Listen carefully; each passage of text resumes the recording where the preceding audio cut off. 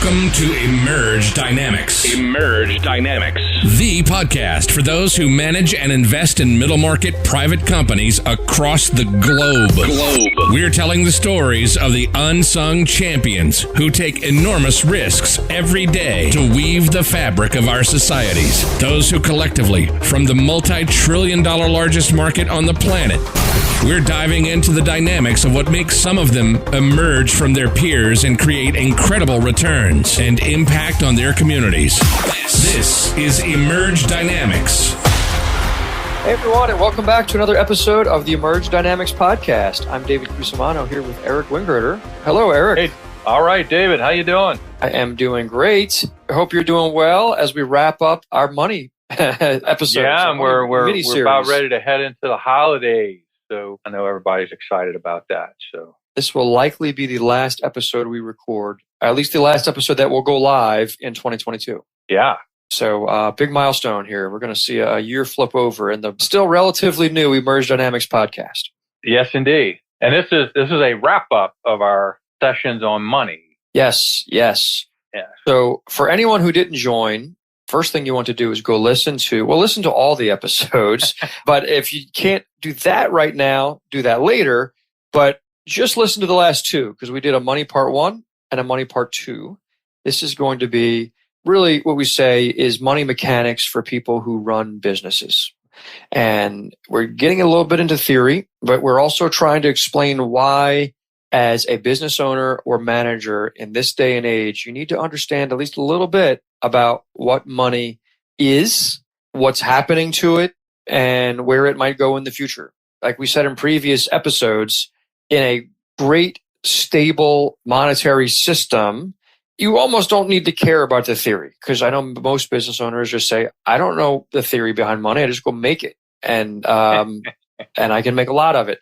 And that's great. But when alternative forms of money start coming out, it can be very confusing. So we just need to understand those things.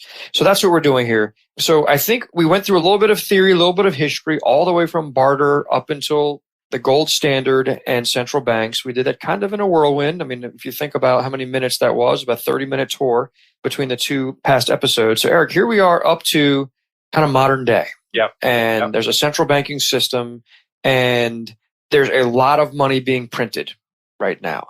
And throughout all currencies, all governments of the world pretty much are printing a lot of money.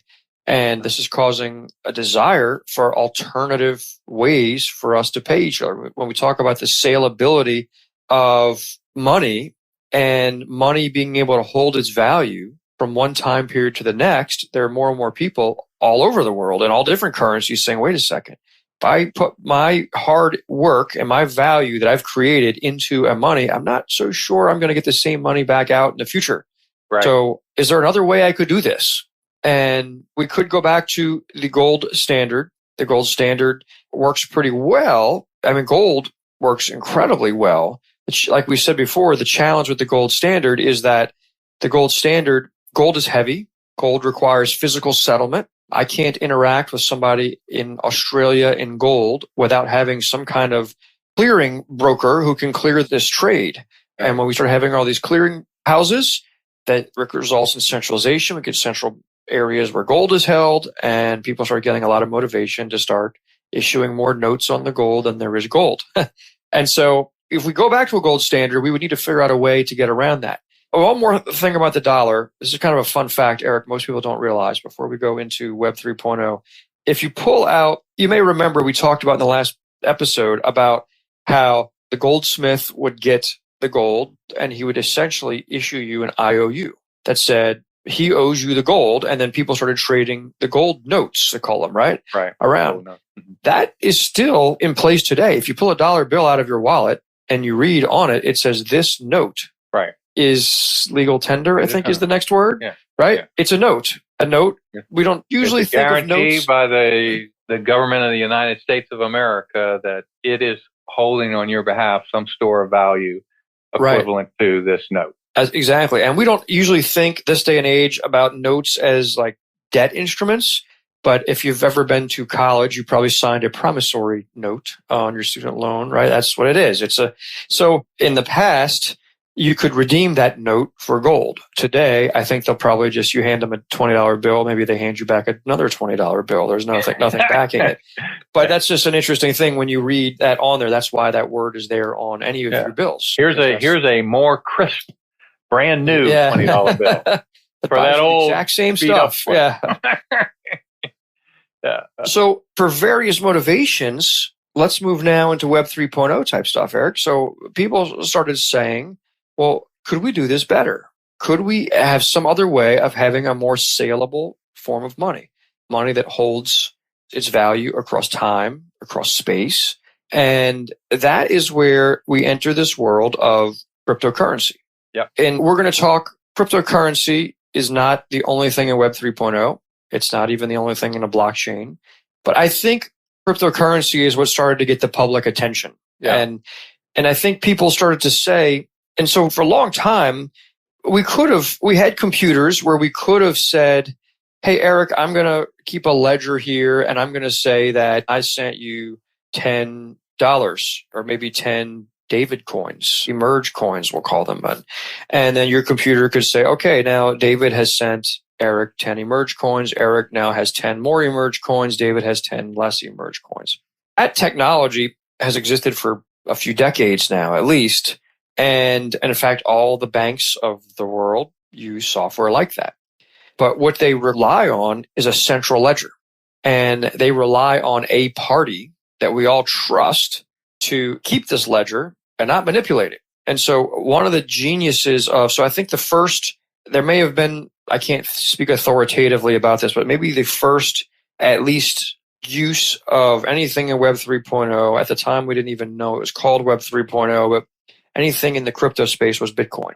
That's what really got public attention, where today it's a household name. You can say Bitcoin in almost any household in America today, any household in the world, and they'll at least know, they've at least heard of it. They might not understand it, but they've heard of it. Right. And the genius of it is that it created this distributed ledger. And we won't get into the mechanics of it here, but it is really a marvel of technology in code, really, that allowed parties who don't know each other and don't even trust each other to exchange with each other, but have complete faith that the transaction is legitimate. Yeah. So when I sell something to you, Eric, and I pay with 10 emerge coins or 10 Bitcoins, I guess, you can have complete faith that those coins actually went to you. I didn't just make 10 Bitcoins and send them to you. I have no way to double spend these Bitcoins. And it is true, there's some very extreme scenarios where I guess this could happen. But right now, for all reasonable scenarios that we understand, it doesn't seem like it's possible to make more Bitcoins other than through mining and things like that.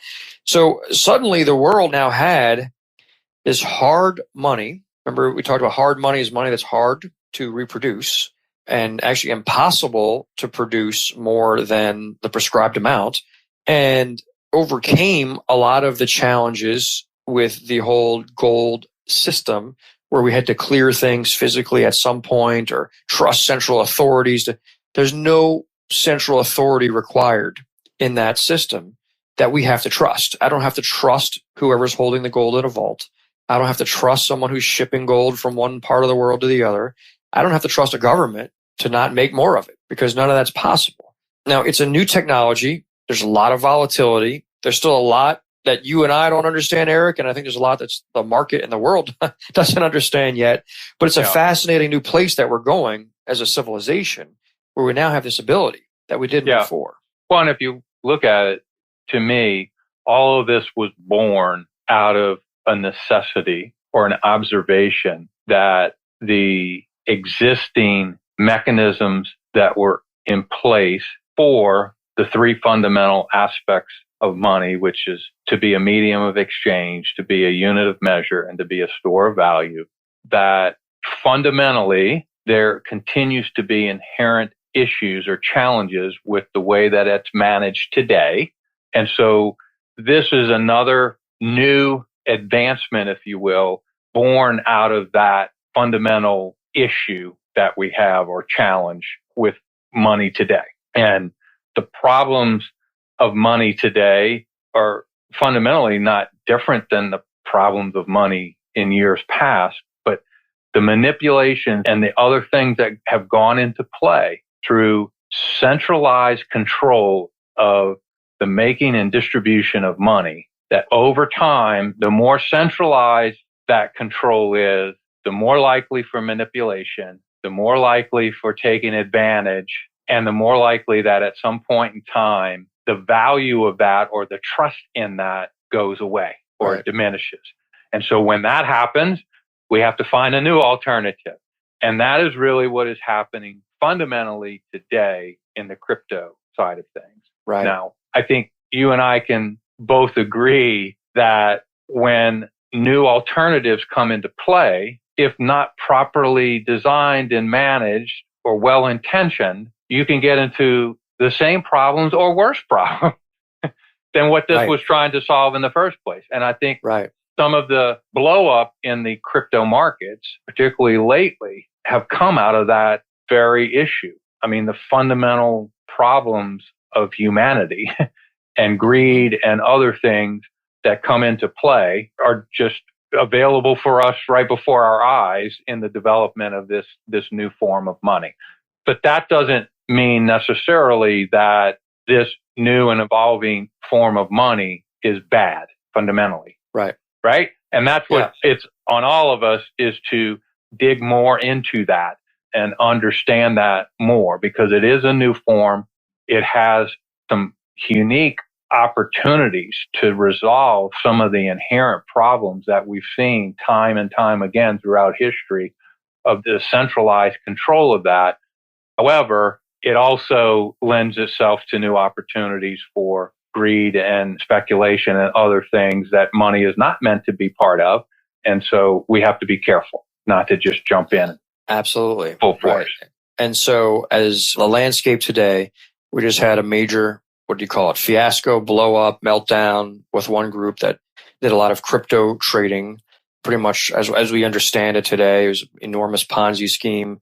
And so I think maybe the first caution we can throw out there is that I certainly think, Eric, that there's lots of problems with that. FTX is the thing I'm referring to, right? And I don't know all the details. I don't know if anyone knows all the details, but we know there was a problem, a big problem. It'll be coming out. And I think it's what's going to come out in the case of this. Fundamentally, this is not a crypto issue. Fundamentally, this is an intermediary who was involved in the exchange of crypto. Mm-hmm. And that's where the problem is, which oftentimes that is where the fundamental problems are, is on the intermediaries who are controlling the exchange. Right. When you have a need for a trusted party, and that party we think is trustworthy but is not, whatever it may be, we've got problems. And this is what happened here, right? So I think for somebody, what I don't want to do is have a lot of business owners hear about that and say, oh, well, therefore all cryptocurrency is garbage and I just need to shut that off. Not at all. And so I think this is going to kind of be a lead into our next episode, where we're going to try to get into some more practical applications. We've been talking about theory for 3 episodes now, is to really think about, okay, when your buddy calls you up and say, hey, there's a new cryptocurrency, man, you got to put your money in this thing. This thing is going to the moon. You're going to be so rich. Put your money into that thing. That is not the reason to start learning about this stuff. You're effectively gambling at that point. Right. And maybe a slight step above gambling, maybe it's speculating, but this is not investment. You might win, you might lose, you'll probably lose, but you might win, but that's not good enough for me, and I don't recommend that. And so where's humanity going to go with this? We don't know. But it's an exciting thing to watch and be part of. Right now, Bitcoin is still the dominant cryptocurrency out there, but it's lost a lot of it's still the dominant, but it's not as dominant as it used to be. Is it going to win out as the standard? We don't know. Time will tell. Is something else going to come along that even maybe solves a couple of the limitations of Bitcoin? We don't know. Possibly. But we certainly want to start watching. And because, like, as we said at the beginning of these 3 episodes, we're very confident in is this is going to change how business is done. And I think probably sooner than later. So with our next episode, folks, we're going to dive now into some practical applications. Because if you've been listening for 3 episodes saying, guys, you're just telling me about this thing, it doesn't really apply. I make shirts, right? And I sell them to people who walk past my shop. Why do I care about this? Yeah, and they pay me by either cash or credit, or PayPal, or and I don't care what it is. I just know whatever they pay me with, I can then use it and feed my family, and I'm happy. Right? That's good. But let's be in the forefront of maybe some changes. So we'll talk about that here next episode. Looking forward to it.